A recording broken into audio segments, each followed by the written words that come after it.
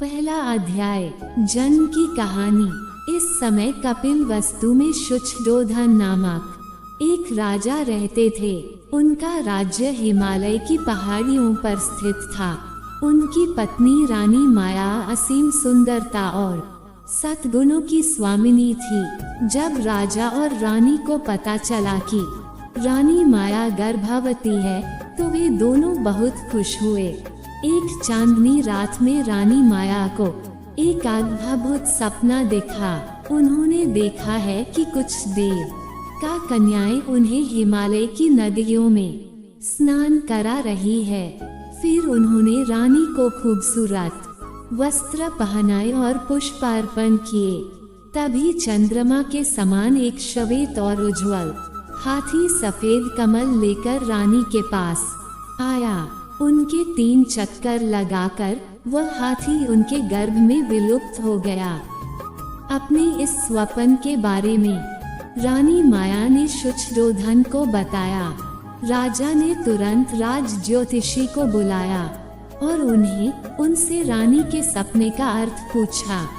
सभी पुजारी और ज्योतिषियों ने आपस में मंत्रणा करके निर्णय दिया कि रानी एक महान पुत्र को जन्म देंगी। जैसे जैसे बच्चे के जन्म का समय नजदीक आया, हर तरफ फूल खिलने लगे और हवा में उनकी सुगंध घा चल गई। रानी ने अपने मायके जाकर बच्चे को जन्म देने का फैसला किया।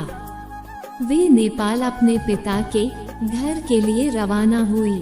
रास्ते में जब उनकी सवारी लुम्बिनी के बगीचे से गुजर रही थी, रानी माया ने सेवकों को रोकने के लिए कहा।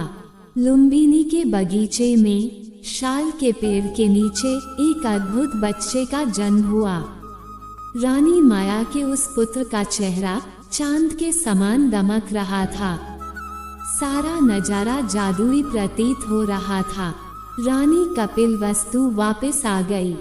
पूरे राज्य में जश्न का माहौल था। राजा के गुरु असिता नन्हे राजकुमार को देखने आए। राजकुमार को देखते ही वे मुस्कुराए, फिर रोने लगे। राजा ने उनसे इसका कारण पूछा। इस बार गुरुदेव बोले, अगर राजकुमार सिंहासन चुनता है तो वह चक्रवर्ती सम्राट होगा, और अगर वह संन्यास का रास्ता चुनता है तो वह आत्मज्ञान को प्राप्त करेगा और सारे जगत का मार्गदर्शक बनेगा। इस कारण मैं मुस्कुराया और मैं देखी हूँ, क्योंकि राजकुमार से ज्ञान प्राप्त करने के लिए मैं जीवित नहीं रहूँगा।